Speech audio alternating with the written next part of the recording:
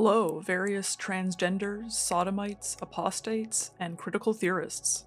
I come to you today with another members-only video. In this video, we will be doing something that I totally did not shamelessly steal from the YouTuber Possessed by Horror, and I will be reacting to 1-star reviews of my favorite movies on Letterboxd. And if you're into horror, I would definitely recommend checking out Possessed by Horror's channel.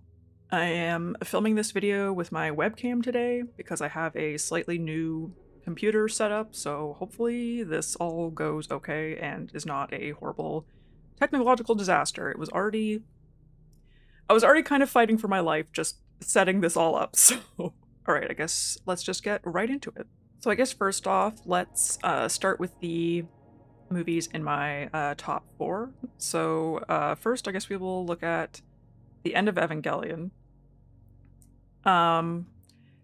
This is a beloved classic among anime fans, I believe, but I definitely feel like there could be some people who have watched it who just didn't get it. And I know this movie was a little bit controversial like when it first came out. So I guess let's see what interesting things people have to say. Okay, this is a criticism that I kind of expected. Let's introduce a bunch of plot points and lore, and then make people watch 26 episodes in a movie but leave 99% of them unresolved. Congratulations! And when I said that the movie was a little bit controversial when it first came out, I think this was why, because people think that it wasn't a satisfying ending, or like it was too abstract. Like I think some people were sort of expecting like a typical shonen anime ending. I don't really know why, because the anime was very much not that. But I don't know. I guess if you get it, you get it, and if you don't, you don't. Okay, wait, I have to translate this one. Pure shit. Alright. Well, they're French, so their opinion doesn't matter. Anime 0 out of 10. You're not cool for understanding this garage. 1 like. A film can be deep and introspective if it wants, but make it watchable, please. What is not watchable about this movie? You hate yourself, don't you? That's why you hurt others. You know that hurting others hurts you more than it hurts them. I wish I could enjoy this shit, but it's literally just cringe one-liners and brain-dead action 24/7 like cartoon versions of MCU movies, but even more sappy and cringy. What MCU movies are you watching? Because I don't think I was watching the same ones. I think part of this person's like finding the dialogue of like one-liners being cringy is just like translation stuff, because like some things I think when translated from Japanese to English do sound a little wonky. Because it's really, those are really not like one-to-one languages, you know what I mean? Like there are like expressions and ways of saying things in Japanese that don't really translate well to English. So I don't know if this person is just like not really familiar with anime, so they're not used to that. I don't know. Pseudo-intellectual rubbish. In addition, amongst other baffling and unnecessary inclusions, is a scene in which a 14-year-old boy masturbates at the sight of a bare chest of a comatose 14-year-old girl. I wish I were being dishonest. And yeah, that's another thing I was kind of expecting, is a lot of people were, I think, very shocked and disgusted by that scene, which is understandable, and like obviously it's a very infamous scene from that movie, but like that's like the point? Like the movie's not trying to say that like Shinji was good and right for doing that.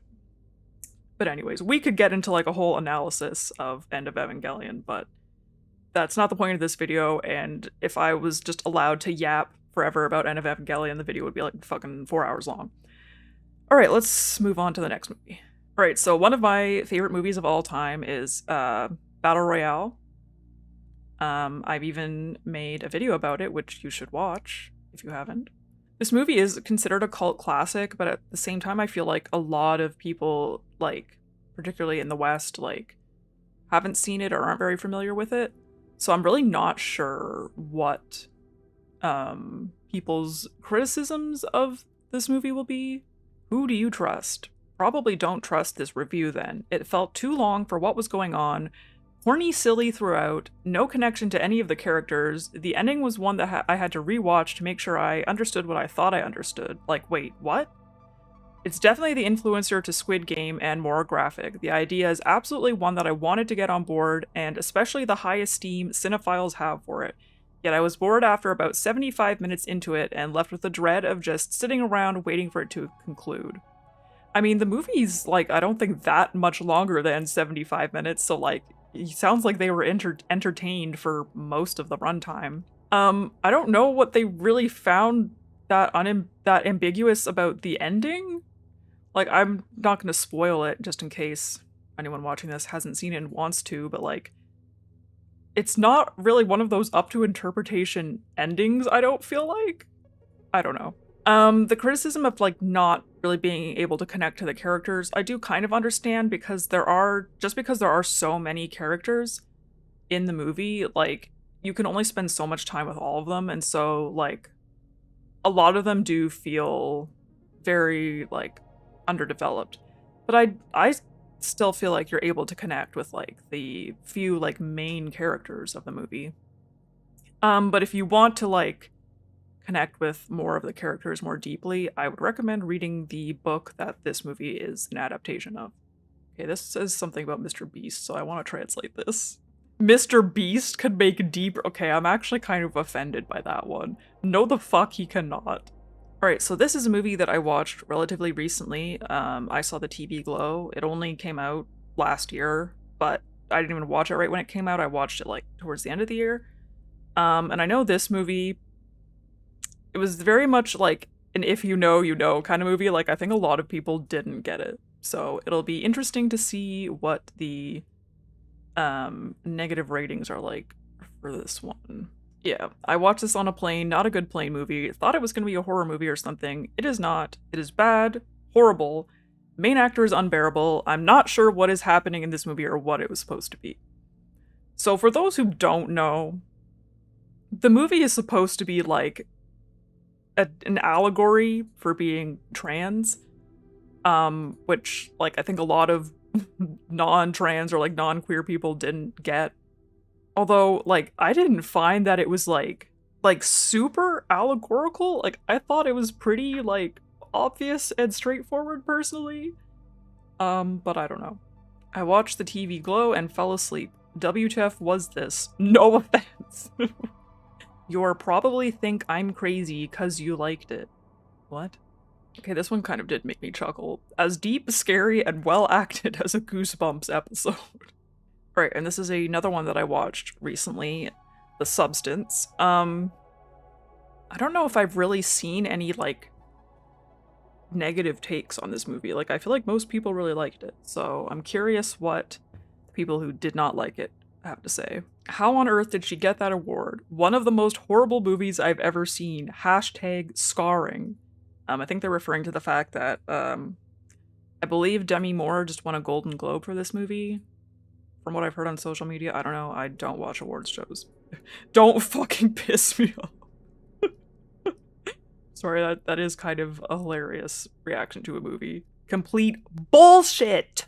Vile film. Yeah, it is. And that's why I love it. Okay, now this is the movie that I most recently saw in theaters and is currently still in theaters, I believe, Nosferatu. I loved it, but I think definitely there are some people who did not love it. I have an idea of what I think some of their criticisms will be, but let's see for ourselves.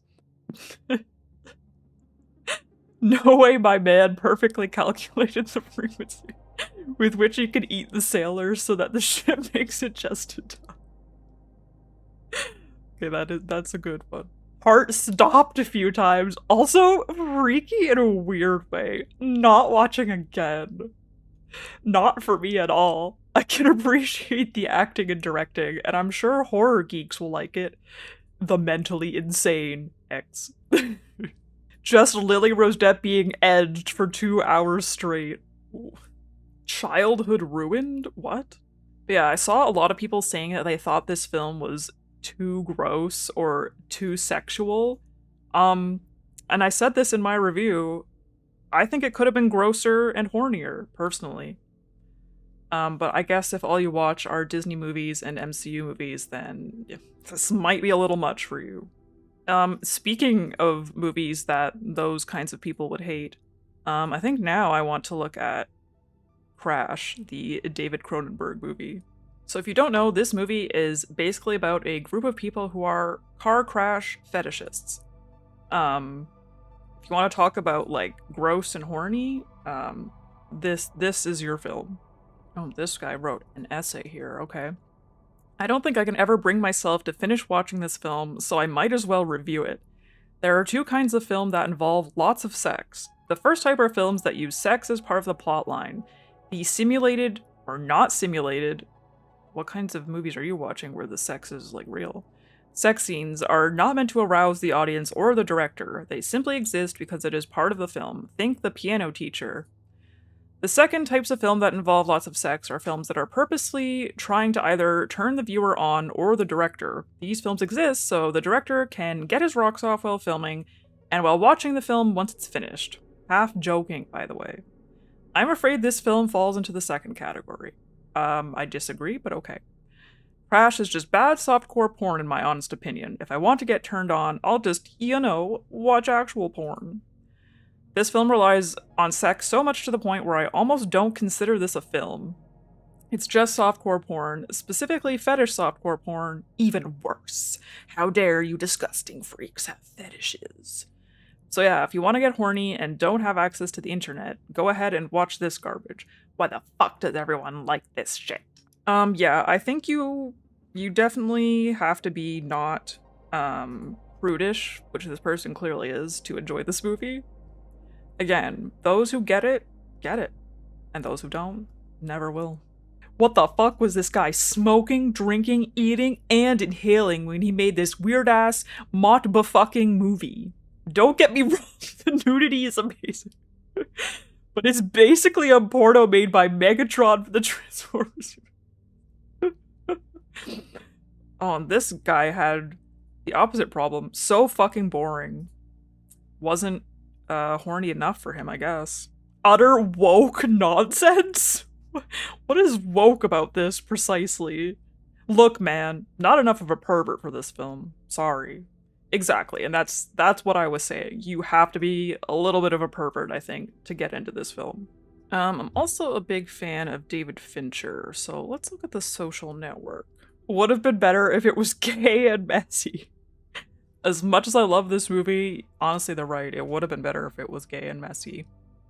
Unfortunately, I can't think about this movie anymore without thinking about that one tweet from someone who said something like, oh, when I die and, like, go to heaven, God is going to, like, deny me entry because he's going to question me about the fanfiction, the Social Network fanfiction I read where, Mark Zuckerberg and Eduardo Saverin are in love and Eduardo Saverin is, like, anorexic or something. So I read the first chapter of that fanfiction, prompted by seeing that tweet, because I was just like, what the fuck? Like, I had to see what this was about. And I was aware that there is, like, a bit of a Social Network fandom in which people ship Mark Zuckerberg and Eduardo Saverin together, but not the real-life Mark Zuckerberg and Eduardo Saverin, but specifically the versions of them played by Jesse Eisenberg and Andrew Garfield in The Social Network. Anyways, that fanfic was insane. Like, they were not holding back. Chapter 1, those dudes were frauding. So yeah, I didn't read any more after that. Wasn't for me, but... However, suck my dick. Alright? Okay, I feel like a lot of people, like, don't consider this to be a great movie spree with Joe Keery, but personally I loved this. Partly because Joe Keery, but also, I don't know, something about it appealed to me specifically. Jared, 19, finally learned how to read, and it was to learn his lines on this shitty script. Jared, buddy, you should have stayed illiterate. For those who don't know, and for those who are old enough to have been around or been conscious during the Vine heyday, there was, like, that Vine where it's like, what up, I'm Jared, 19, I never learned how to read. Anyways, that kid is in this movie. Honestly, what happened is on them. Who drinks hot ass car temperature water?